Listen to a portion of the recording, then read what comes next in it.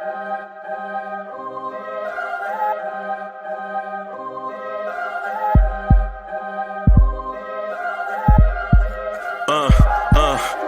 rank where the view is nothing less than phenomenal. For how I express and project from my abdominal. The only view better, both my daddy and my mama know. No living parents, my sons give me balance. My wife is my serenity, this mic is my identity. The world is foul enough, that's why I write without obscenities. Provoking danger with broken language and spoken anguish. Begging to get hurt, why would you ask to go through changes? Yes, Lord, life's a chessboard, master the angles. Control the tempo, be the one who holds the info. Acknowledge is just as deadly as machete swings. When spoken, the truth is as potent as that Medellin. While others swear the style is free, I just let it ring. Our time is undervalued, soldiers make us better kings. My fans on my shoulder, reaching after better things. Today I take the shot, for them I'd rather set the screen. My mama told me follow my dreams. My daddy told me get it by any means. Stand tall, make a bow to a king. But I've evolved, you can see the resolve. Look in my eyes when you speaking to God.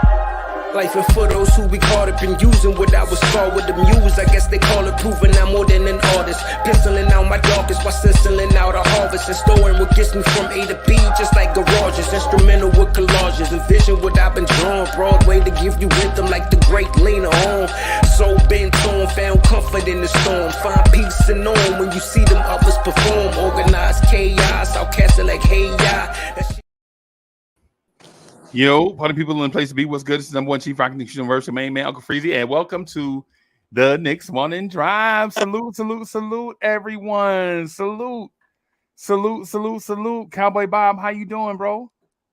Go New York, go New York, go. 3-1, finally. Good game, man. I'm so happy right now. This is basketball, man. This reminds me of my childhood watching. Just like, is the game over? Like, you didn't want no commercials, nothing. You just wanted to watch. Good game, man. I'm feeling good. Yeah, man. I'm super excited where we are, bro. I guess we have a lot to get into.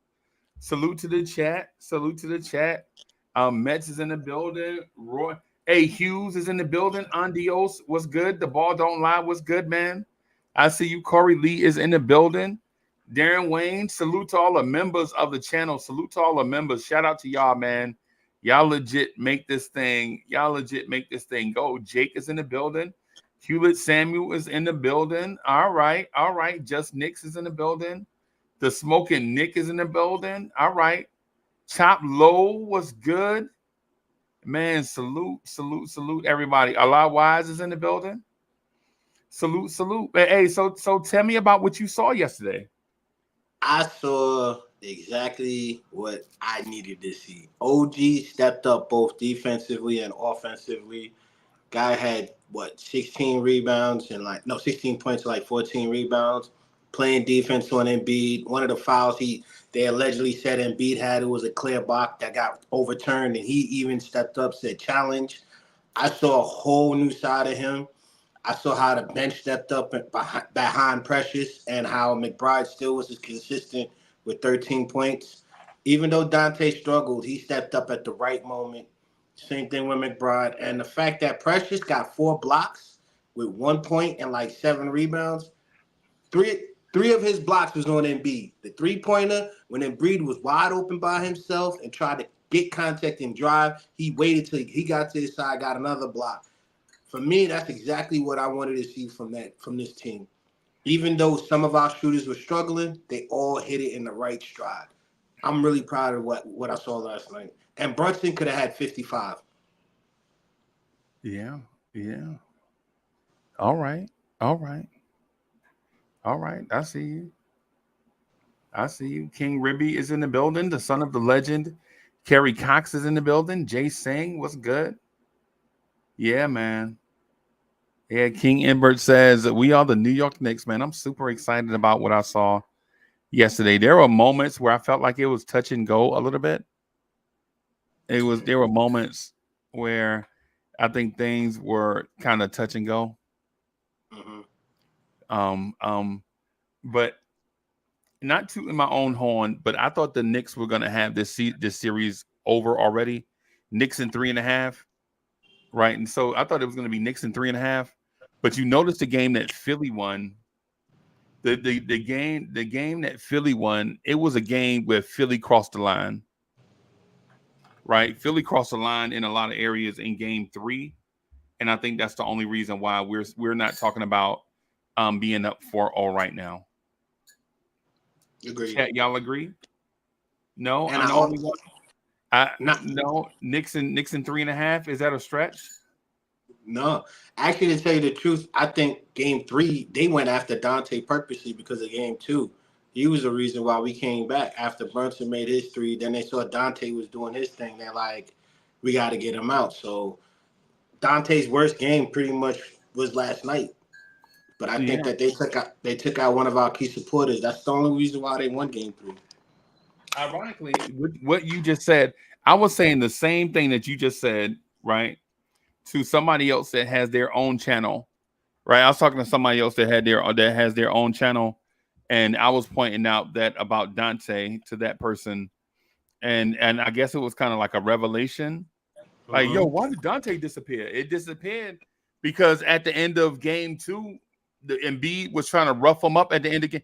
You remember Dante pushed? I mean, Embiid pushed Dante into the Mm-hmm. stench and out of bounds, Yep, he and then got up. and then at the end of the game, in Game 2, he did try to do the same thing to Brunson. Mm-hmm. Yeah, it's one of those things. He a bully. He's a bully. That's a mental midget. I ain't gonna front Mental though. midget. It's not just him. Kelly did the same thing at the end of the third quarter when him and Hart were jaw jacking and Hart was shooting his free throws. You saw Kelly coming from their bench to go over to our bench, and Karen Lowry and Maxie was pulling him back like, "Yo, what are you doing?" Like Yeah. they were trying to hit us mentally, like, "Oh, we're weak minded. We're just like they thought we were a bunch of preppy boys. Like we don't come from the city, you know." So they were trying to like bully us with our own tactics. Right. Yeah, and yeah, this team, this Philly team, I mentioned it before.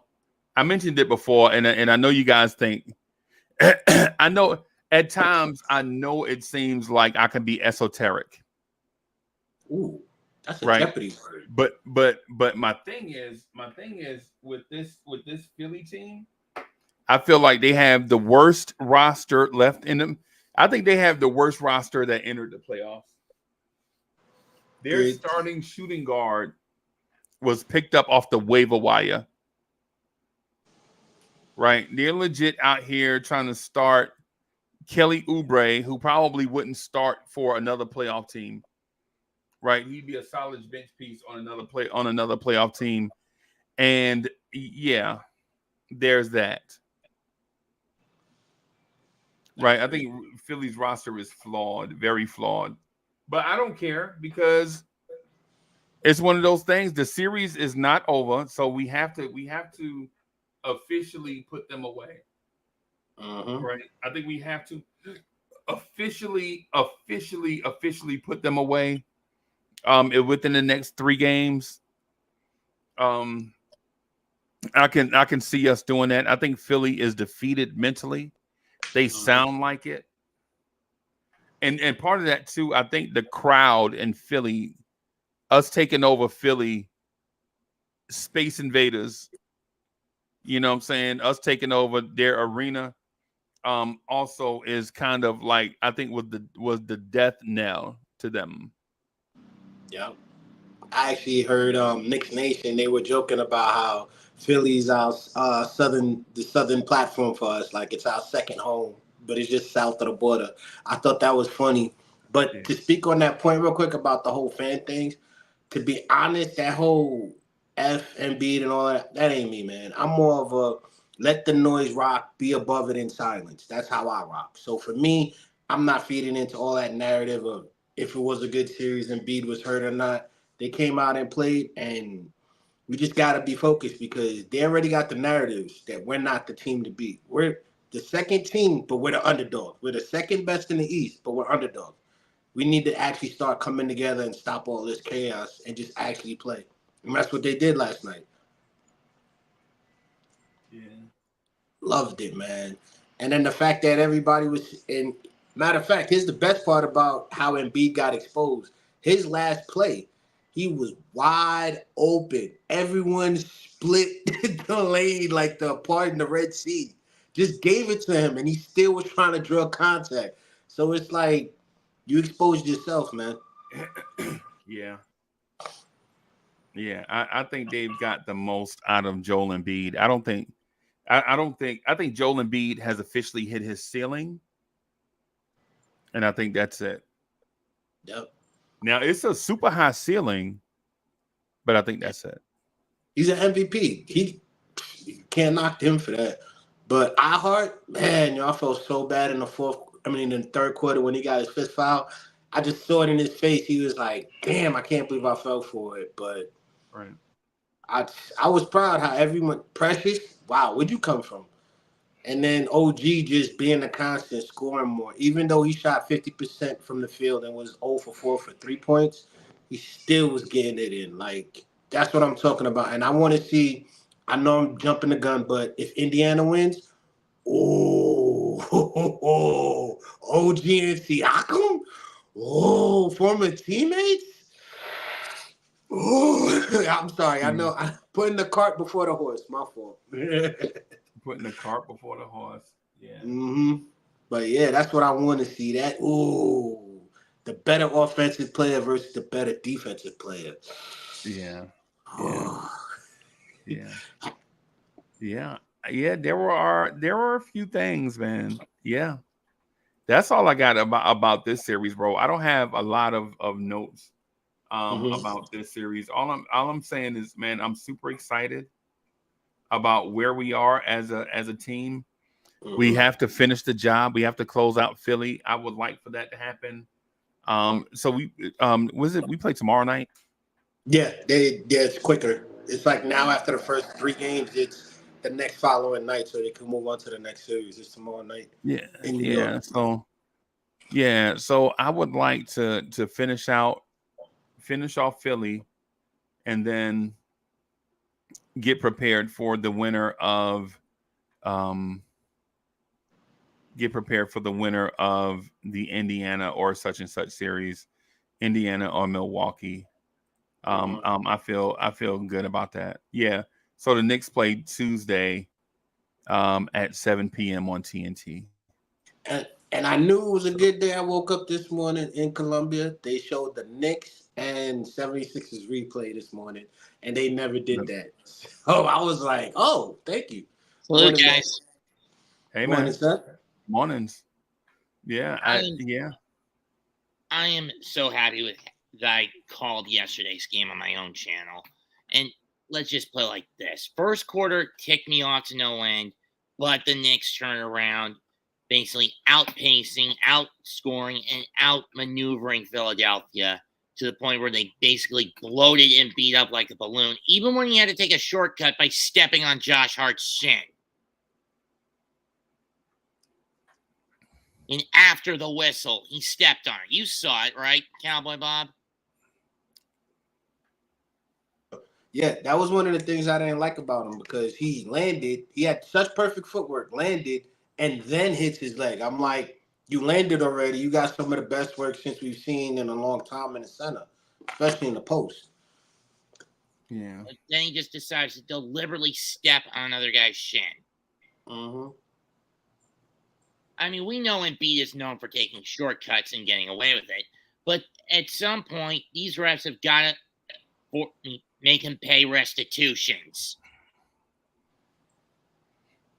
That said, we're now 1 game away. We can't screw this up, or cannot afford to screw it up. Right. But to bring up your point about injuries, though, what they did to Bogues, Batum tripping over Bogues, that wasn't cool. And then at the end of the third quarter, on the replay this morning I was watching, when the third quarter ended, I saw Brunson limping, and I'm like, whoa, I didn't even remember that part. Like, he was playing through tightness in his ankle, I think, because he was walking around and hobbling. So we got to be careful next game. True. But Yeah. Here's the thing, guys. Who do you want to face more in round 2, Milwaukee or Indiana? I mean, it looks like the cards are. I'm no fortune teller. I don't use a tarot deck. Never touched one of those damn things. But that said, it looks like all the cards are pointing towards Indiana, mostly because Doc Rivers is incompetent defensively. I mean, seriously, who replaces Adrian Griffin with Doc? Coupled with the fact that Giannis is hurt, which salute, Smoke. Good morning, Smoke. Chop low. That's Chop. Oh, that's Chop? My fault, that's, sir. yeah, that's Chop low. Chop, my Chop, bad. baby, get it right, baby, get it right. Chop, you heard? Chop Yes, low sir. in the Loud building, and clear. riding Sorry. around the city. Salute, Chop. Yeah. Sorry about that. And anyway, and what's it led to? Indiana using their fast break speed and cut attacks to basically slice Milwaukee to bits. I'm smelling venison at the end of that series. Mm-hmm. And the Pacers are coming to feast. Yeah. You know what I mean? Yeah. I hope so too. Because that's actually, for me, I think that's a better setup than the Bucks because regardless of what anyone thinks, I think that'll be good for us because one, OB was a Knick and now he's on the Pacers and he's playing against us and his brother Siakam versus OG. I've been dying to see that because to be honest with you, someone put on Instagram, I actually saw the highlights between Precious and OG when they were on the Raptors.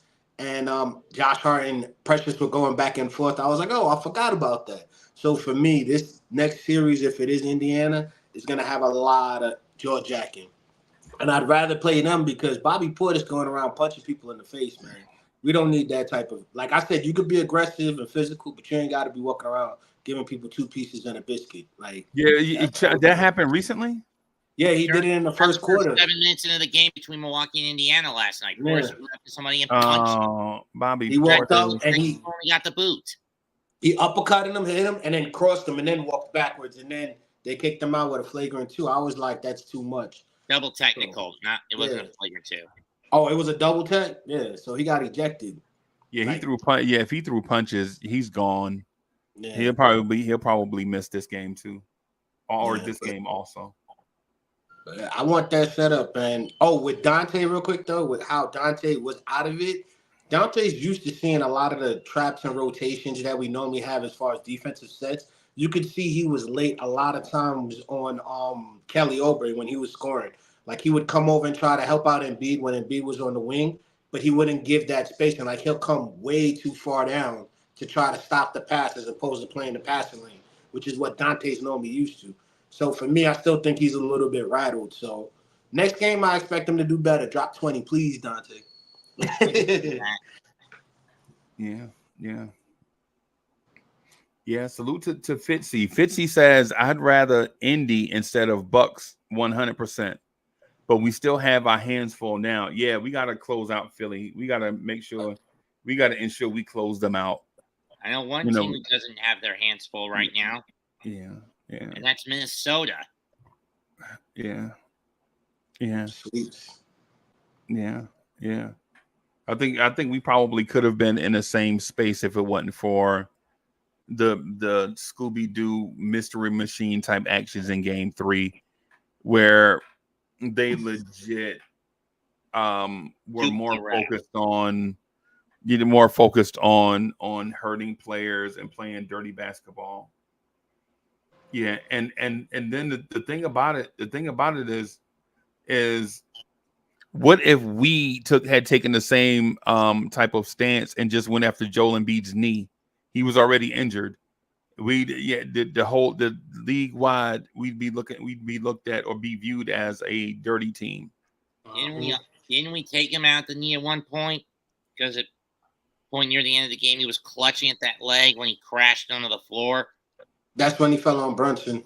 Right. Yeah, but that wasn't and then I don't know if y'all remember this, but there was a loose ball foul on Kyle Lowry yesterday, where Kyle Lowry tried to undercut OG Anunoby and it didn't work. Right. Kyle Lowry is a very dirty player, bro. Given that his recent stretch of a career he's been on a team of constant perennial losers. I mean, last year's Heat team notwithstanding, but you get the point. And also, if you look at the last play when he went to the free throw line, he literally dribbled, turned his back, and threw it up like that, trying to get fouled. And you're like, what are you doing? And he got the call.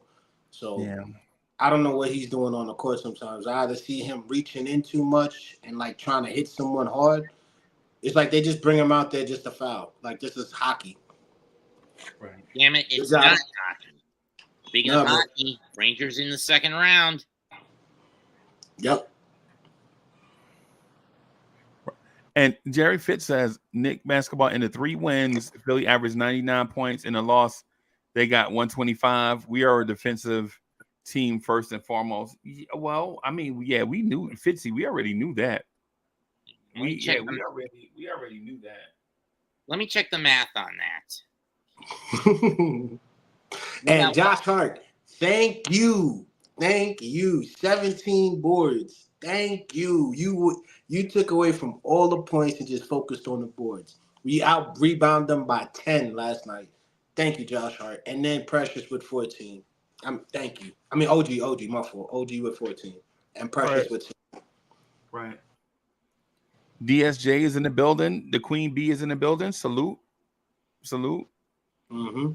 Yeah. So going back to, well, let me ask this in a series of questions. Right. How did you guys feel about the Knicks being in a close game with Philly early on, and then the Knicks crowd making themselves felt in Philly, basically kind of energizing the Knicks in a way where the Knicks kind of pulled away from Philly late in that game? Did the crowd have an impact in your opinion, or was it one of those things where maybe Philly was wearing down? Maybe a bit of both.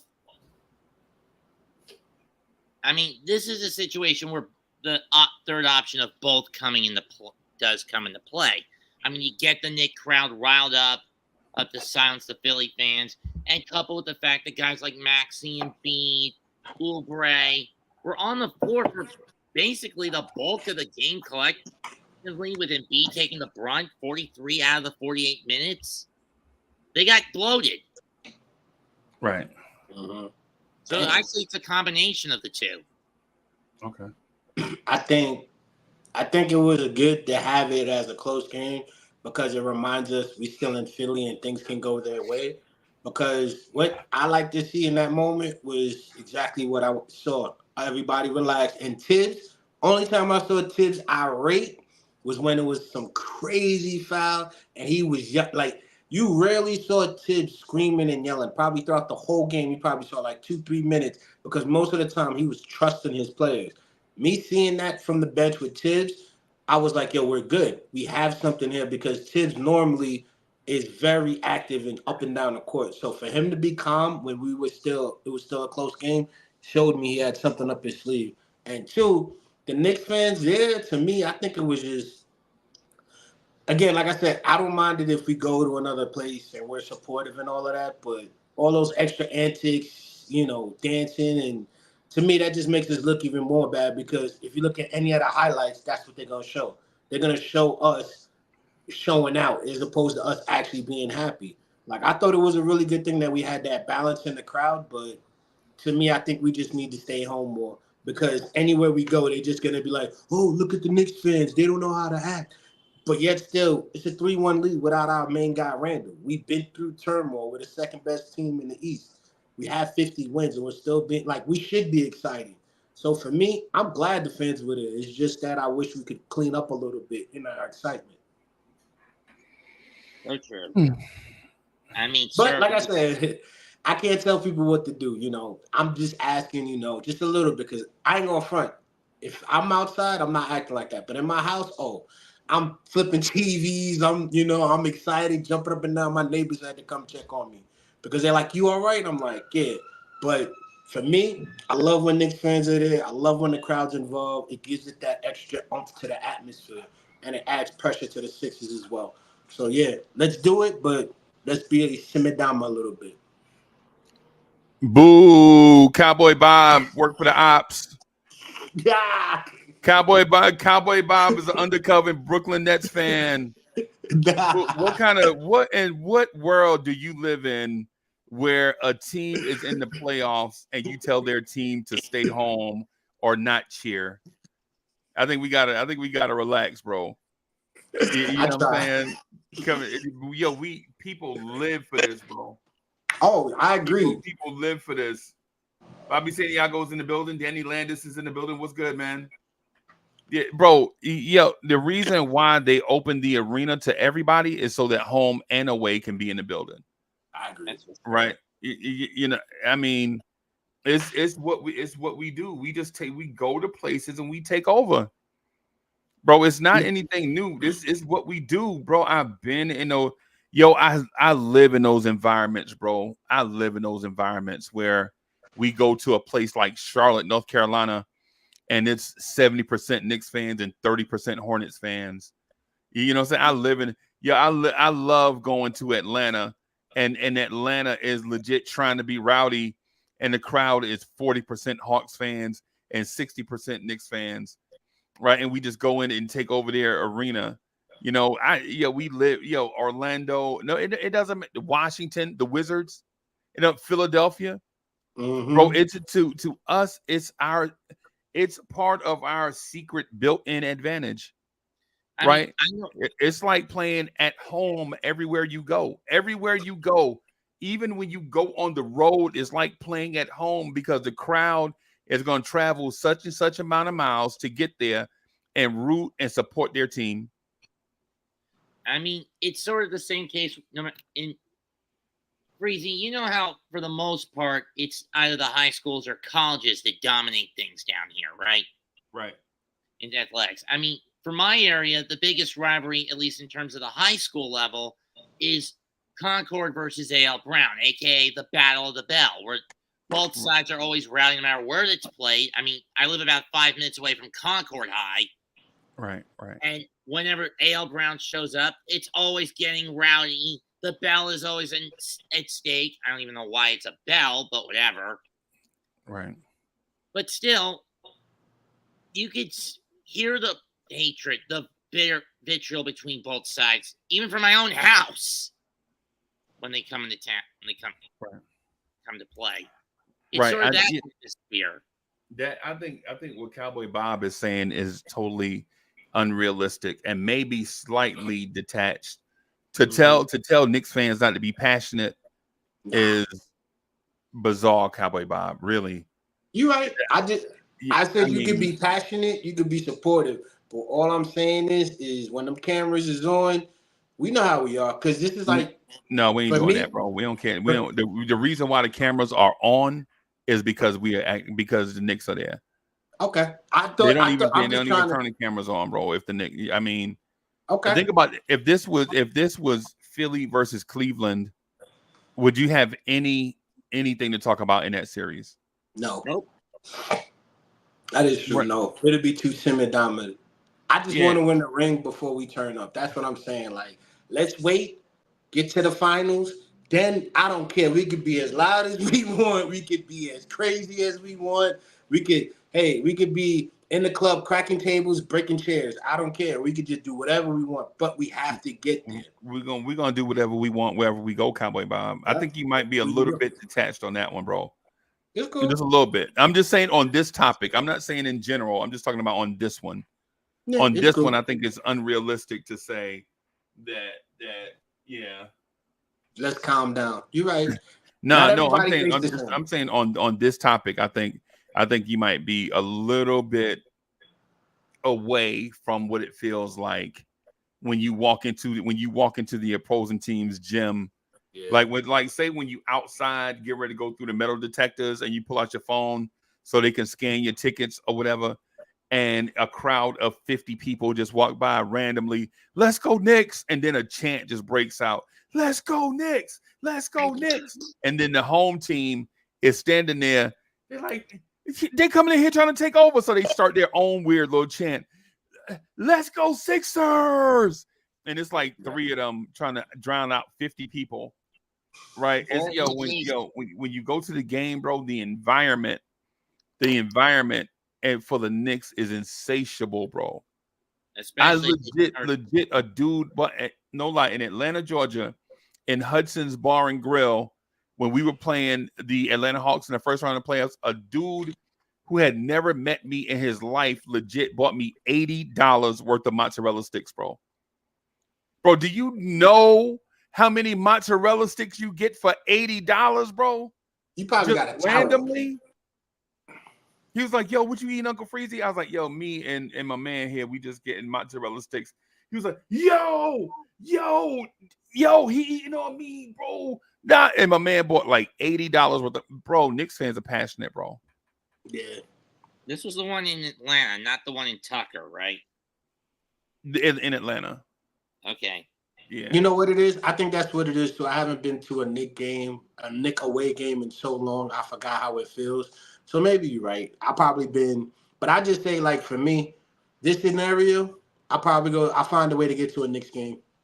I'm gonna find a way either in this playoffs or next season. I'm gonna find a way so I could know what that is, and then maybe I'll be like, you know what, bump that. We need to be going to all shows, supporting our team. Maybe you're right. It's been a while. Yeah, bro. The Knicks fan base is passionate, bro. Have you ever been on a live stream with Mets? Mets is passionate, bro. I'm passionate. Mets. That's like telling Mets, like, no, don't be passionate, bro, about the Knicks and the Mets, bro. Calm down, relax. Don't be passionate about the Knicks and Mets. Nah, bro, it's not how it works. Rangers. It's not how it works, bro. We're passionate about it. We travel. Yeah, like Dripmore says, man, we outside, bro. That's what it is. Yo, we were in Orlando.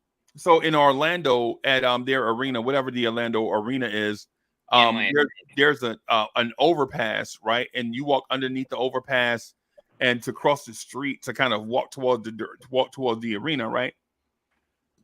Mm-hmm. I was standing there on the corner waiting for the traffic cops to wave us across. Mm-hmm. When I got to the corner, I was by myself. No lie, about 100 Knicks fans walked up, and they saw the Knicks gear I had on, and they were like, "Yo, let's go Knicks!" And they were chanting "Let's go Knicks" on a corner in the middle of the week at a game versus the Orlando Magic that meant absolutely nothing. It's the same thing with the Spectrum Center when you go to a Hornet matchup. You see people bootlegging Knick merchandise. Yeah. And chanting, let's go Knicks, let's go Knicks. Yeah. Yeah. I think I've been away for so long that I need to go back to feel the presence. That's all. It's just I forgot what it's like. I think the last game I've been to was a football game, and was it Miami? I think it was Miami or Atlanta. I can't remember. And the Giants were playing. And I know what you mean. When we come out from New York, we outside. Probably against Miami if it was last season. Nah, it was like 2 years ago. But I get your point. Like I said, I just got to go to a game to get that feel. That's all. We ain't getting ready to start. We're not about to start pigeon footing around just to not offend nobody, bro. If you're offended by us taking over your arena, how about not let us take over your arena? How about that? Yeah, exactly. How about it? That's as simple as it gets, right? You want to keep Knicks fans quiet? How about beat us? That'll keep us quiet, right? At least for a little while. Yep. Right. Right. It's. I agree with that. Like I said, I just want to see like the Indiana games. I think I might have to go out and see an Indiana game. Fly out to go there because I know that's easier for me to actually get into and see the visiting if that happens. But like I said, I agree with you guys. Maybe I'm a little bit biased on this tape. Yo, man. It's one of them things, bro. We as Knicks fans, as Knicks fans, man. I think the opposite of what you said. I think at this point we need to turn it up even more. Because listen, Indiana or Milwaukee, whoever advances, their crowd is already going to be thinking about us already. They see what we did to Philly. They're going to be like, no, don't sell your tickets. But if you're a season ticket holder and you paid $400 for your ticket, and somebody's willing to buy it from you for $2,800, you got to do that, bro. Financially, that's responsible, right? The only thing about it is, when we're gonna pay that $2,800 for that ticket, and when we get there, bro, we are gonna be rowdy. Yo. Rowdy. Don't be afraid, man. Don't be afraid to be a Knicks fan, man. Stick your chest out. We have a great team finally, right? Okay. Be proud of it. Maybe that's what it is too. Like all the playoff drop-offs, and when I got excited thinking we had a chance, and then my heart got broken. Maybe, you know what, you're right. I'm gonna start sticking my chest out more. Like we all say, say it with your chest. Yeah, man. Yeah, man. I'm man. Listen, when it comes to this Knicks team, bro, I'm the biggest Knicks fan in Knicks universe. You know, I know others say they're the biggest fan in Knicks universe and all that stuff. But before y'all knew who I was, before y'all knew me on YouTube, right? I was at these games when the Knicks were 17-65. I was at these games when Emmanuel Mudiay was our best player, right? Legit, I was at these games where we would still take over teams' arena, right? When we were the worst team in the league and we were still taking over teams' arenas, right? When we had coaches leading in confidence. Yeah. We're nothing more than yes men to the regime. Fisher, Hornacek, Rambus. Yeah. Forgot about and now we're on the verge of winning a championship. Now we're on the verge of winning a championship. Now's not the time for us to back down. Right? Now's the time for us to embrace it. Embrace the chat. Embrace this thing. The Knicks are good. The Knicks are good. And it don't matter if you jumped on the bandwagon late or if you are the bandwagon, man, listen, we're here. We're here now, and I don't fear anybody, man. Just bring them on. What's the worst thing that can happen? We lose? I mean, we've been doing that forever. But what's the best thing that can happen? We win a championship. We hadn't had one of those in forever. It's all upside from here. But then again, neither has Philly had a title in forever. Yeah. I gotta say, if we do win a championship, I'm jumping out of a plane with a New York parachute, and I'm gonna pay for it to say Knicks championships in the sky, to write it in the sky. That's what I think I'm saving my energy for. I understand, we should turn up, because when I'm blowing up, I'm gonna come out Knicks getting it. Y'all will see. But I agree though. Turn up. And Bobby Santiago says living here in Charlotte, North Carolina, as a New York Mets and Knicks fan is bananas. I went to the Charlotte Hornets game and it felt like I was in the Garden. It was crazy, right? And Santiago, I was in the 300 section, right on press row. You know where they have the monitors and stuff set up for you to sit, where you have like this section in between the sections. Bro, I was right there, bro. And I think that was the last game we went to. The last game we went to, I think we sat. Yeah. So last game I went to, we were the last Hornets game. Last one I went to was in the 21-22 season. Okay. Which was and I sat in the nosebleeds. Right. But the Knicks energy is crazy in that building. When you get there, and truth be told, Charlotte puts on a great NBA product, right? Orlando, and I mean outside of basketball, I'm talking about the environment that you're in is crazy, right? But man, even with all of that, the Knicks fans took over. Yeah, we were on the concourse going. We were at the you know how you go to the concourse and you kind of bottleneck a little bit to get on the escalator to get back down to ground level or whatever. And man, even then, bro, it was crazy. It was so many Cowboy Bob. It was so many Knicks fans in there that you barely saw the teal and purple or whatever colors that they wear. Teal, black, purple, Yeah. or white. Yeah. That's dope. You know what? Turn up, man. Let's go. We got one more game. Turn up. And it's at home. Yeah, man. Don't be afraid of the moment, bro. Embrace it. Embrace the moment. Embrace the moment. So what's the key to victory Tuesday at home against Philly? Keep the pressure up on Embiid. Don't leave those 3-point shooters open. And Brunson, while you may allow him to cook, make sure he gets it around to other players because we need balance. Because if there was any complaint in the scoring, because if there was any complaint I did have with the game, it's that Brunson carried the bulk of the load. Sure, team franchise playoff high of 47 points out of 97, but the problem was most of the scoring was done by him throughout the first half. And then when you get to the second half, he still had roughly around half of the points in that half. Yeah.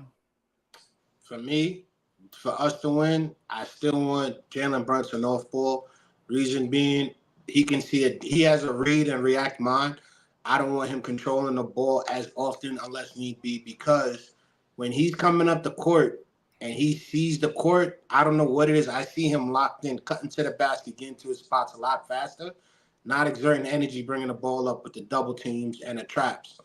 I think that'll be better for us. He gets his shots easier, better shot selection, and better percentage.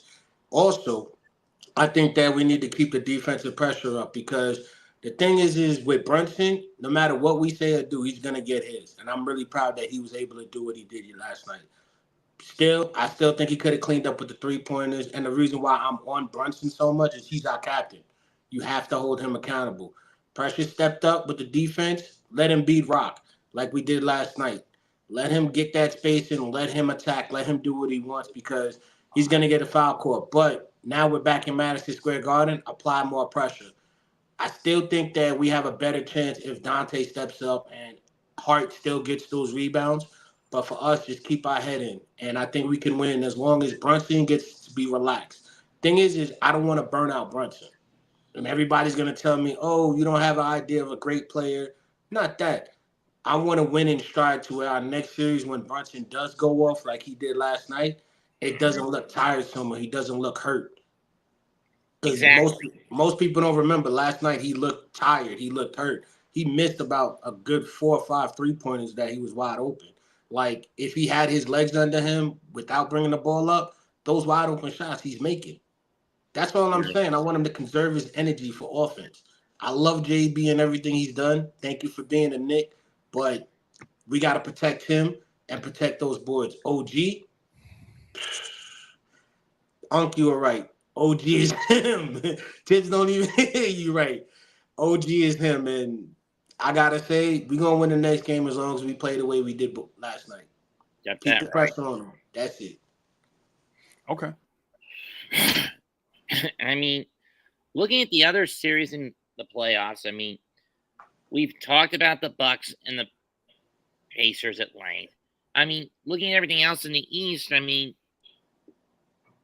if there are any two series that have really piqued my interest, it's LA, Dallas, and Orlando, Miami. I mean, you look at what happened yesterday in the Clipper-Maverick game.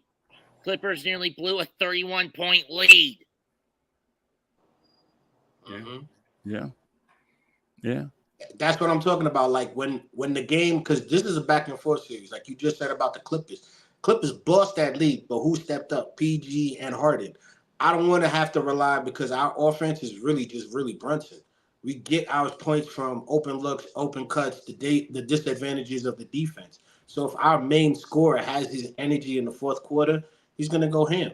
That's all I want to do is give him the best opportunity so he can do what he do without having any kind of restrictions. Mm-hmm. Yeah, I disagree with you on the. Go ahead. And then when you look at the whole Cleveland, and then when you look at Cleveland versus Orlando, it's all been about home court advantage. Right. In terms of the Knicks offense, I do feel like Jalen Brunson takes the majority of the shots, like the lion's share of the shots. But I do feel like the Knicks offense is the Knicks offense is at times they're a 1-4 out offense that features Hartenstein at the top of the key with the threat to roll to the basket and roll halfway to the basket and occupy that space for his superstar floater with back cuts from OG Anunoby and Josh Hart threatening the rim in that space that's not occupied by a big. And what that does is it stretches the floor for one player to ISO and another player to be spotted up for three. And what that does in the perpetual movement of that, when it's perpetually moving, defenders are always threatened. And so what happens in that is it sometimes it creates the situation where Brunson can take his man off the dribble and get into the mid-range and either dribble pull up or use his footwork to get his shot over a taller defender, or it opens up the lane for Hartenstein to get off his floater, and his floater has been money. But at the same time, if you crash on Hartenstein up top with Josh Hart and OG Anunoby cutting to their basket at all times, threatening, and I'm not saying at the same time, I'm saying when one does it, the other one is spotted up. Right? When one does it, the other one is spotted up. And so they kind of take turns in that. But that does threaten a defense. So it creates offensive looks for Jalen Brunson where you just can't automatically send a double team all at once. Good point. Agree with that. Yeah. Now, just because Jalen Brunson shoots the ball the most doesn't mean the offense is just Brunson-centric, even though it seems like it at times. And the other thing too, Jalen Brunson will come down the floor, and if the defense is not set up, then he'll just attack an unset defense, which is the basketball play that Cowboy Bob loves. Cowboy Bob loves the guy in transition attacking the unset defense in a semi-transition type way. Same way, like you said, with the backdoor cuts. I just want Brunson to be involved in that. That's all. No, I think you don't want Brunson doing backdoor. Not like that. I'm talking about the wide open looks like that, like the looks and the give and go. I like that. I don't want him to get hurt, but I just want him to feel comfortable. I don't knock anything he does because he's doing stuff I didn't even think he could do. But I just want him to have his legs under him because in the fourth quarter last night, I didn't really see too much of it. Yeah, you got to give Philadelphia credit for playing defense too. They just didn't let us do whatever we felt like. Yeah. Philly made adjustments too, and we had to make adjustments to the adjustments. Another NBA team is just not going to let us do whatever we feel like doing too. That's a part of it. So I can see that. I like that though. I'm gonna start looking at it that way too. Because last night, like in the fourth quarter, he missed a lot of shots and he was open. So for me, I'm like, is he tired? What's going on? Like when he drove to the free throw line and got his the and-one, he literally was wide open and he extended his feet to try to like get that push off. And I'm like, why are you doing that extra movement? You had the lane. So that's the only reason why I'm questioning that. But I see your point with how they use everybody. I like that. Right. Yeah, man. And so to that point that you're making, I think we got to give the other team some credit too also. Yes, we were tired, right? The Knicks only played, in theory, the Knicks played 7 guys yesterday. Of course they were tired. The Knicks had 3 guys play 40 minutes. OG Anunoby played 47 minutes. Brunson played 44 minutes. Josh Hart played 46 minutes. Of course they were tired, right? Think about you playing 46 minutes and grabbing 17 rebounds and 5 assists, 3 blocks, right? That's Josh Hart's line. Josh Hart legit played 46 minutes, had 17 rebounds, 5 of them offensive, had 5 assists, 3 blocks, right? And he was in foul trouble early in the fourth quarter and didn't foul out of the game. Of course he was tired. OG Anunoby played 47 minutes. He had 14 rebounds, 3 blocks, right? 15 points. Of course he was tired. Jalen Brunson played 44 minutes, right? Had 10 assists, 1 block. Of course he was tired, bro. The Knicks, in theory, only played 7 guys. Bogey played 1 minute before he got curb stomped. Yep. And if he didn't come in, OG probably would have played the whole game. Right. You right. Like I said, maybe I'm being over analytical and breaking it down too much, but you're right. Maybe I should just sit back and enjoy it and be a Knicks fan. Right.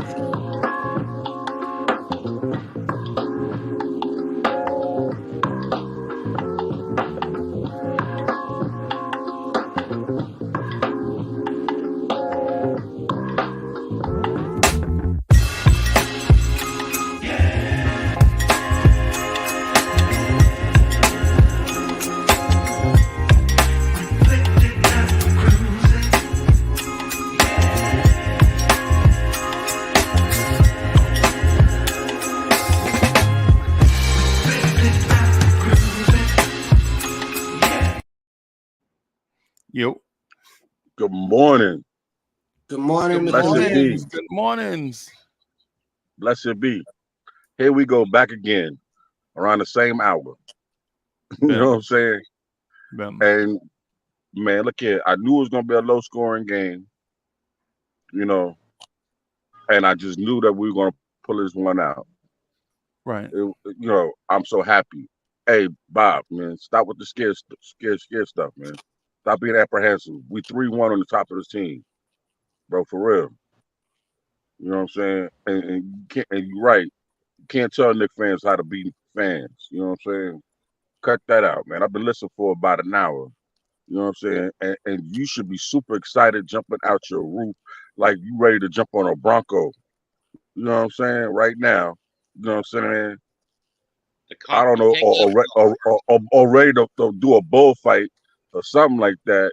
You know what I'm saying? Because I'm crazy right now. I'm flipping, about to lose my flipping mind. You know what I'm saying? I'm happy. We played well. We fought through adversity. We fought through the BS. We fought through the refs. You know what I'm saying? What more can we ask for? Good smoke. Man, you cut your hair, boss? Not at all. Okay. I know I did mine. I got different styles. Okay. No, I'm twisting them actually. You know. Well, you've been twisting. I was about to wow. Oh, I was about to wow all the way out, bro. I was about to say, this dude getting corporate? Nah, never. But I wanted to say salute to y'all. I wanted to come shout out to the peeps. You feel me? Knicks in 5. I ain't got much time. I got to go to work in like 10 minutes.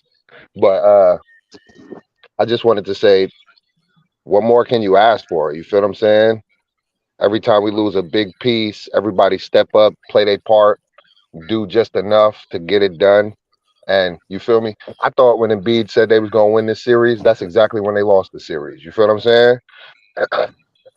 It's a lot of dynamics going on, but I want people to pay attention that we might have an easier road if we get Indiana. I'm not saying they just a doormat and we're gonna stomp on them, but that's gonna be a way better series because they have no true superstars like a Giannis or Damian Lillard. So that's an easier road. So we may actually get to this conference finals we've been, speaking into existence all season. So I just wanted to drop y'all with that real quick. Say salute to Freeze. You feel me? Salute to Cowboy Bob, Mets. And Corey, you already know, bro. I'm at the cookout, so you already know what time it is, man. Y'all boys have a greetings and salutations and all that good stuff, man. I'll holler at y'all. Have a good day, sir. Good to see you. Word. Love, 100. Good to see you. No doubt. Word. That's my guy. Give me for being the doubting Thomas, but I don't know because with Indiana, because what do they got that, in my view, the Knicks kind of lack? Speed. Man, Mets. Hold on. Lee, I'm agree with you. I was gonna say I agree with you. I do need this in Madama and enjoy this moment. But see, remember, I'm an August baby. I'm hard-headed, so it's gonna take time. But if we go against Indiana, come on, we got the ball on offense and they got the ball.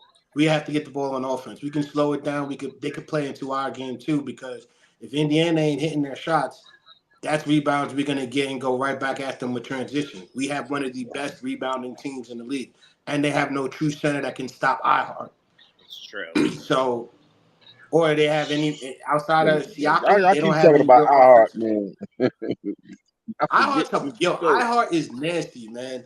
He was doing his thing. He did Yo, everything. He lasted his kid. you didn't hear what Tom Thibodeau said. You didn't hear the the press conference. You know what I'm saying? When Tom Thibodeau specifically put out there that Mitchell Robinson is the best big man in the league. Yeah. You know what I'm saying? That's Tom Thibodeau. And this is just his opinion and how he looks at things. You know what I'm saying? This is your coach. You know what I'm saying? And he said, and he said, our heart is just as good. But the whole point is that when he said Mitch is the best, you know what I'm saying? And maybe, he's being a homer because he's the head coach. But dude, Mitchell Robinson brings everything to our team and our team defense. You know what I'm saying? Why do you think Embiid specifically try to take him out personally? Why did you know what I'm saying? You ever notice why did Embiid purposely throw an elbow to try to take out Jalen Brunson yesterday? You understand what I'm saying? Because that's who he is. Because if they can't, But my point to you is this: he's been taking too long with the process to get it done through fair method, so he figures speed it up by playing foul. Bim.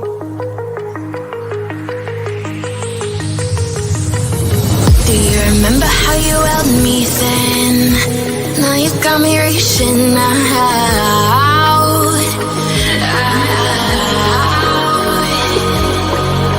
And do you see you got me falling in more times than I can get out.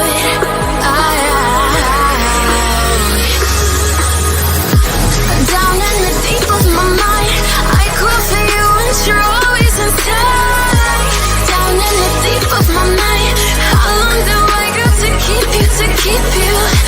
Down in the deep of my mind, I call for you and you're always inside.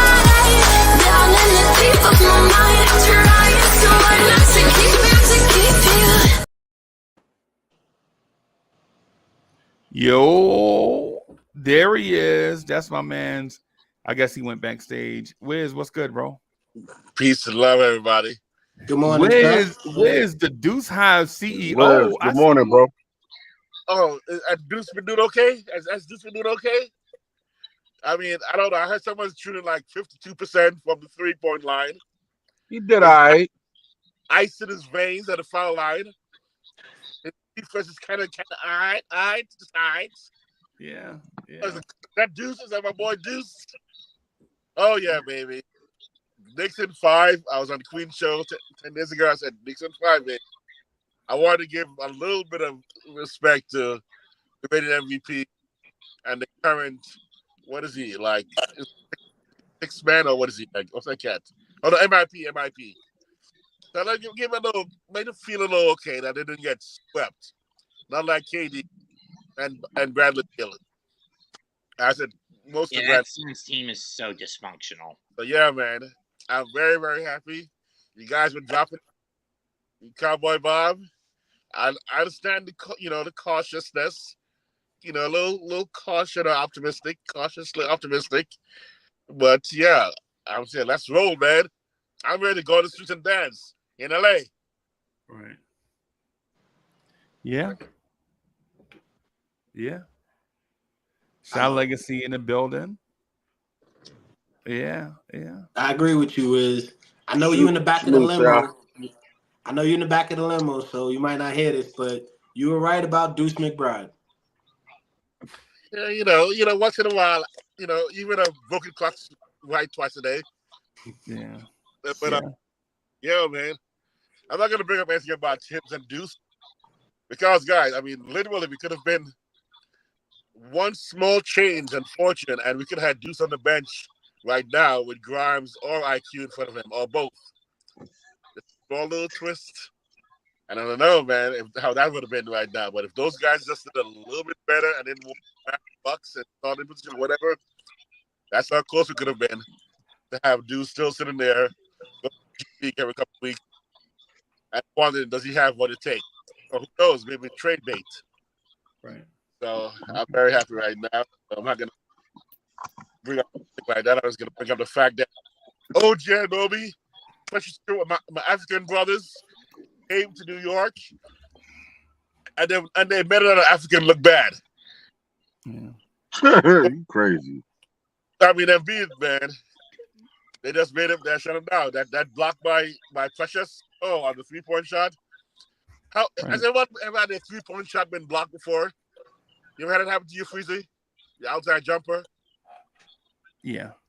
Is that embarrassing? Does that hurt? That hurts more than a block on a drive, a layup or a dunk. It hurts the most.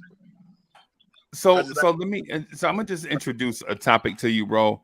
And I know it's gonna sound like it's off topic. It's actually on topic, though. I think Joel Embiid is entering his Patrick Ewing years.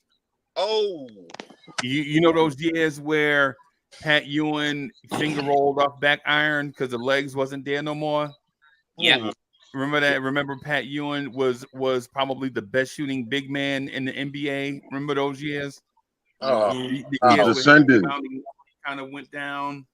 Yeah, I think Joel Embiid is in that stage, and how that impacts or how that impacts this conversation is I think he's there now, and I think we need to attack him on that. You remember when Pat Ewing got to this point in his career, and all of a sudden everybody was testing him at the rim? Exactly. Yes. Mm-hmm. And so sure, he blocked a lot of shots, but he also got dunked on a lot. Yeah. Stole by take. You stole by take. Yeah, where they never tested him before. Now they're like, okay, it's like how you ever saw that movie The Lion King?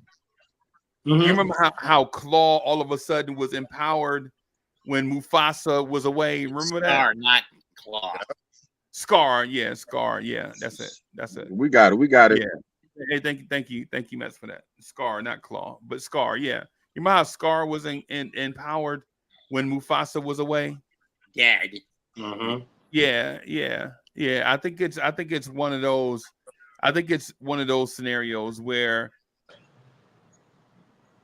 Joel Embiid is in that era of his career where he's going to have about 3 or 4 more years like this, and then after that he's going to fall off a cliff, and Philly is going to have no other choice but to give him a max contract.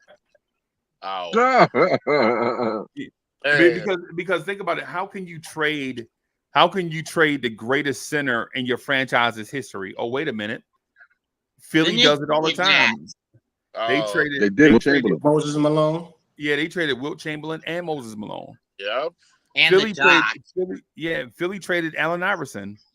Mm-hmm. Philly traded Charles Barkley. They traded Doc. Yep. They got rid of Andrew Toney. In '88, in '88 they got rid of Andrew Toney after Dr. J retired. Yeah. Yep. Oh, yeah. Bobby Jones. Yeah. Dikembe. Yeah. And so how that applies to Game 5 is this. I think if the Knicks come out and jump out, if the Knicks come and jump out on Philly early at the Garden, if the Knicks are up by 20 in the third quarter on Philly, and I know that's kind of asking for the impossible, right? But the thing is, though, I think it's one of those things where the Knicks men up 3-1, the energy in the Garden, the team that felt like they were on our level has shown not to be on our level. I think Tom Thibodeau, because here's the thing, the stuff y'all say about Tom Thibodeau, it's not like Tom Thibodeau has never heard that stuff before. Yeah, I mean, you think Tom Thibodeau knows that he has not won a NBA championship as a head coach? You think he never heard that before? Uh-huh. All the stuff we saying, Tom Thibodeau has heard all this stuff before. And do you think Tom Thibodeau does not want to dispel all these things that have been said about him? Of course he does. Right? And for that reason, I think all this thing is gonna be a crescendo. Like in the third quarter, I can see the Knicks going up on a run, and then Philly trying to go on a run to combat it. They're going on a run to combat it, and then not being there, and then waving the white flag and just calling it a season. Right. That's for sure. Yeah, if the Knicks are up by 15 going into the fourth quarter, I can see Philly trying to go on another run. And then if it's not there, I can see Nick Nurse waving a white towel, sending Embiid to the bench, thinking about his career after this game, right? You know what I'm saying? Thinking about long-term Embiid as opposed to short-term, you know, because even if they do somehow pull off a miracle, they're still down 3-2.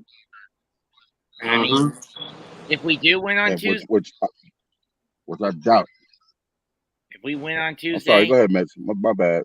We win on Tuesday, and Embiid is just sent to the bench because at this point he can't get it up anymore. One thing to say, Kongala!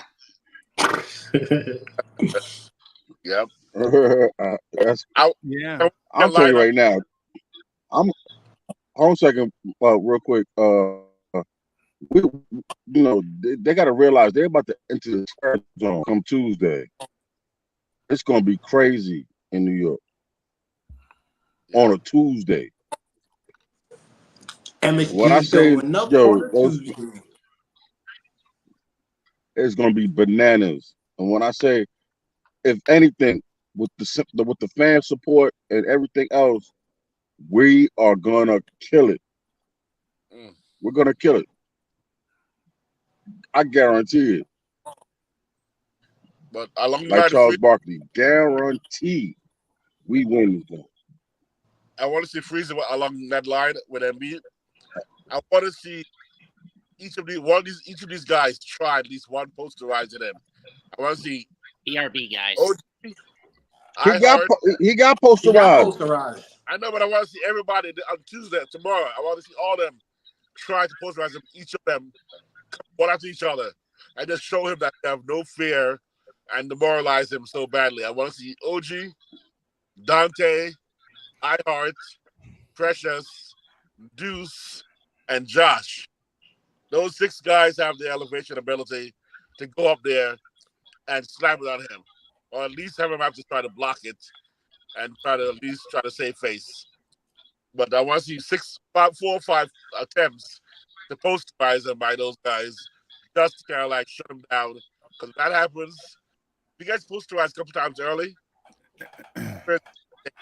But that goes to Unk's point though, when he says that he's like on his last legs, because OG attacked more than once, and that's a surprise. Precious was contesting him on a 3-point line. Even Brunson took it to him and did it 2 or 3 times. So we might as well, since he's already feeling this defeated, we might as well just close out the series.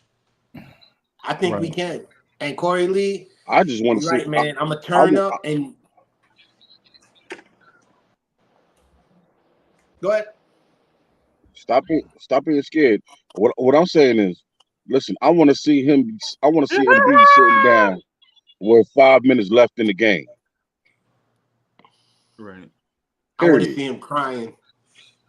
I could care less about him crying or whatever.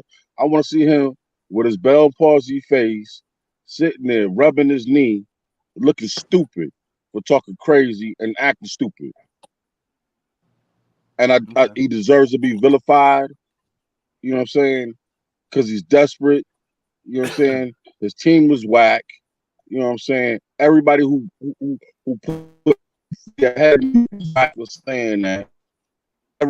Right now, I love it. You know what I'm saying? I got a bottle of Texas Pete for every one of them. I could care less. You know what I'm saying? Y'all can suck on the cheesesteak and eat that broccoli rabe for as long as until next season, far as I care. You know what I'm saying? Right. To hell with Philly. Let's move on, New York. Right. agree with y'all. You know what? I'm gonna wear my Knicks jersey tomorrow, screaming and throwing stuff. I agree with y'all. Time for me to wake up the sleeping giant. Too many years of bad tastes in my mouth. Man, you just imagine how me and Freezy feel. But that's the thing, though. See, I'm the caution fan. Think about I'm that. the one. I don't see. The thing is, in all sincerity, like I don't want them to feel how I feel about the Knicks, right? You know what I'm saying? I don't want them to No. feel me and Wiz and Corey Lee's frustration because it's not fair. You know what I'm saying? They'll have their own time to grow older and go through frustrations and all that stuff without us putting our frustrations on them too, right? What I would say to that, Lee, and I'm disagreeing out of empathy, not because of your point, right? I'm saying in an empathetic way. I don't want to pass off generations of frustration on people who have not dealt with generations of frustration, right? It's bad enough that their team has sucked their entire life, right? As opposed to us putting more and more on it. The Knicks have been beyond terrible for the people that's 40 and below, right? When you point to the Carmelo era as the bright spot of your Knicks fandom, you have been a loser for far too long. Yep. Right. My thing is exactly. Let's forget about all of that. And let's embrace what's in front of us, the here and now. Right. Let's embrace that. Right. Facts. My thing also is this. I think it may be time for us to get out of that mode that has been 50 years. For the older guys, Deuce McBride wasn't born 50 years ago. Jalen Brunson wasn't alive 50 years ago. Nope. The things that happened back then, we probably need to shed that and move on from that. Also, it's kind of like Met's favorite word, albatross. Right? It's like that's an albatross, a bear that we've been bearing for too long. You know, as a Knicks fan, how about we and I'm not saying forget about Clyde Frazier and Willis Reed, right? Because we love those guys. But how about we recognize that as somebody in their 50s and 60s, you can't rewrite history. No matter how much you replay it in your head or replay it in your heart, Starks is not gonna make one of those 16 shots he missed. Right? Pat Ewing, no matter how much you relive it in your head, 29 years ago, Pat Ewing is not going to dunk that ball instead of trying to finger roll it. That was 30 years ago, right? We got to move on from that as Knicks fans, and people, and embrace what it is that we're seeing and enjoy it. We have to start enjoying what it is instead of overly criticizing everything the Knicks do. Every time the Knicks turn around, it's more and more criticism. What we should be doing is embracing the fact. Hey, Lee, we looking at the back of your steering wheel, boss. There we go. That's perfect. I know. I had to put my phone up. Okay. Yeah, we're at a stage now where we should just be embracing the product that we're getting right now. Man, embrace Deuce McBride, bro. Embrace Josh Hart. When Josh Hart retires, he might be. Josh Hart may retire as a Knick, and Josh Hart's played for 3 other teams before he got here, right? The Lakers, Portland, New Orleans, right? Because somebody got something in the background.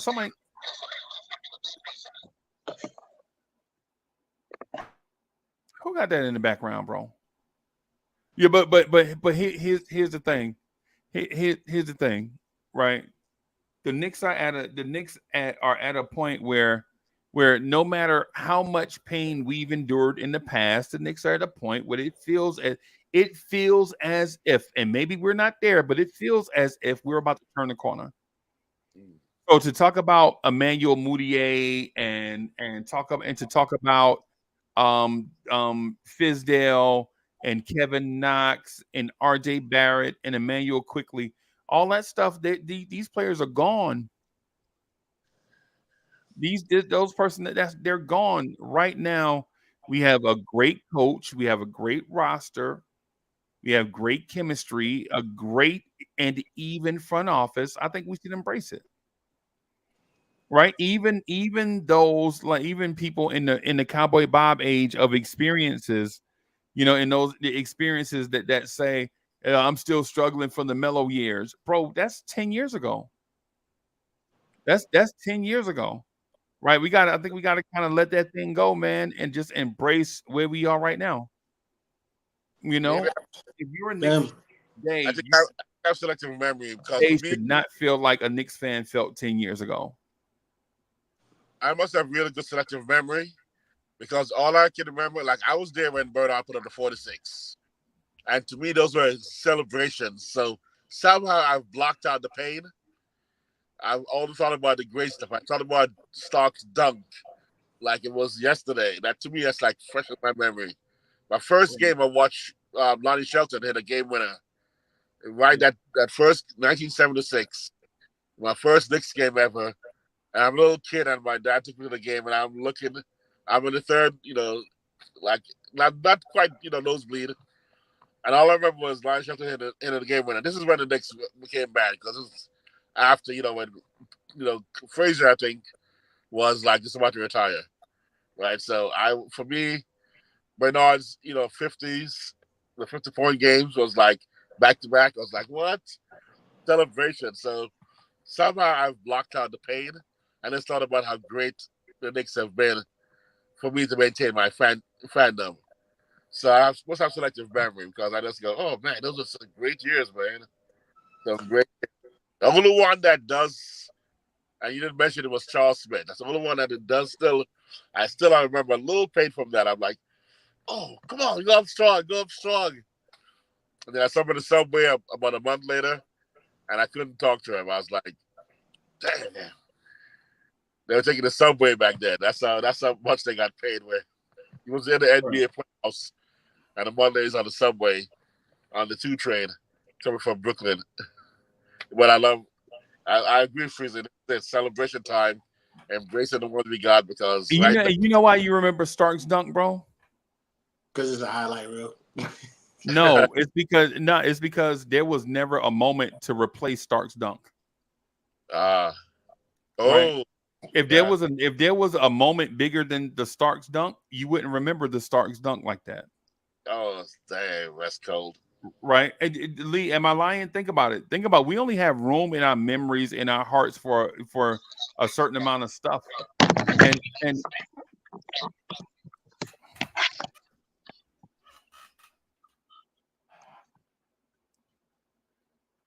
yeah, so we only have like a certain amount of Hello? for instance, since the Starks dunk. Remember the Starks dunk, right? You remember the Starks dunk, but do you remember the 2 40-point games back to back by Bernard King? Do you remember who he got those against? No, right? Detroit.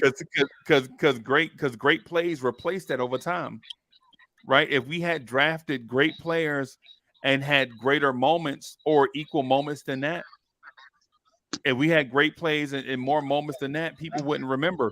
Like for instance, Lakers fans don't praise Elgin Baylor.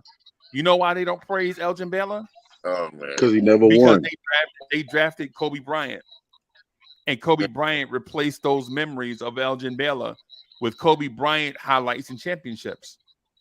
Right. So when we start winning championships, bro, when we start winning championships and having those moments, like the Dante DiVincenzo 3, and I know in real time it don't seem like anything. Eventually, that Dante DiVincenzo 3-pointer is going to replace the Larry Johnson 3-pointer. Yep. Eventually. Major. Yeah. We still talk about the Larry Johnson 3-point, the 4-point play against Indiana, because that play, it wasn't a pretty shot. Sure, it was clutch, but it was in the playoffs. And we got it on the way to NBA Finals, right? But if the Knicks win a championship this year, we're gonna be playing that Dante DiVincenzo 3 forever. Yeah, you're right. It's like staying in the past affects your future, and you miss out on the present. I agree with you on that. Yeah. And not that we'll forget about them. We won't totally forget about them. Over time, they'll fade because they'll be replaced with more and not more, but more recent stuff. Right? Like right now, Jalen Brunson is filling your memory banks with memories where we legit, as Jalen Brunson continues on his path, we are gonna talk less and less about Patrick Ewing. The more Jalen Brunson does this going forward, the less we're going to talk about all-time greats like Patrick Ewing. And not that Patrick Ewing's a bad cement player. himself. Yeah, it's just the more recent stuff. It's going to cement him, cement him into the halls of greatness of New York basketball. And I was gonna say too, I do remember the Allen Houston moment. Like the only real ones I have is those two, like Allen Houston. You know, Ewing sticking his hands up as he's walking off in the crowd screaming in '95. Like I got very few good moments, but you're right. That Dante, I think, is gonna replace it because that was a game changer. Yeah. Yeah. Can't wait though, man. I think, and Mr. Lee, I think you're right, buddy. Me and you gonna have to meet up and actually have a nice conversation because you're right about a lot of things when it comes to this Knicks, huh? And probably, or in the NBA Finals, we'll meet up in the NBA Finals somewhere and say, in game 3 in Dallas, Texas, or in game 3 in some other city like Los Angeles, LA. California. Yeah. I think the fourth It don't quarter. matter. It don't matter where we meet up at, because first of all, there's love regardless. Yes, it is. There's love regardless. You know what I'm saying? Listen, we have different opinions, and we don't always agree. But don't matter. Doesn't mean that we don't care for each other or love each other. My point to you is this: is that we need to just pick up the pace on believing in this team. This team needs that. You know what I'm saying? This team needs that. I try to preach that every time, you know what I'm saying, when I end my show. I think yesterday was the only time I didn't say that Knicks fans, we need everybody. Yeah. And I apologize about that. But still, Knicks fans, we need everybody. Energy is everything. And if you're giving off positive energy, positive things happen. Real talk. You know what I'm saying? Yeah. Piggybacking on that, actually, I think he had a valid point. To a certain degree, the Knicks fans cheering, the celebration, the Knicks fans cheering in the fourth quarter, I think I can fire them up some more as well. I think Precious came in to help change the dynamics a little bit, but to hear your fans in a visiting stadium was dynamic. And I think that helped those guys, because those guys were catching the boards like it was like the desperate. It was brilliant. So I think that was a big factor. Tomorrow night, it's crazy. 4 beams gonna hear fans all the time. Right. Yeah. So I'm gonna get out of here, everybody. Thank y'all for rocking and things. I'm gonna try to jump back on later today at some point. We'll see what we can do to jump back on, man, and do a joint, man. I'm on the next live stream though. I want to talk some basketball on the court stuff. So, but I appreciate everybody for coming through. Wiz, Cowboy Bob, in the place to be. Thank y'all for rocking. Have a good morning, everybody. Go check out my man Hector and them if they coming on. I don't know if they are not. I didn't get an alert from them, but if they are, go check out Heck and them and everything, man. And we'll see y'all later.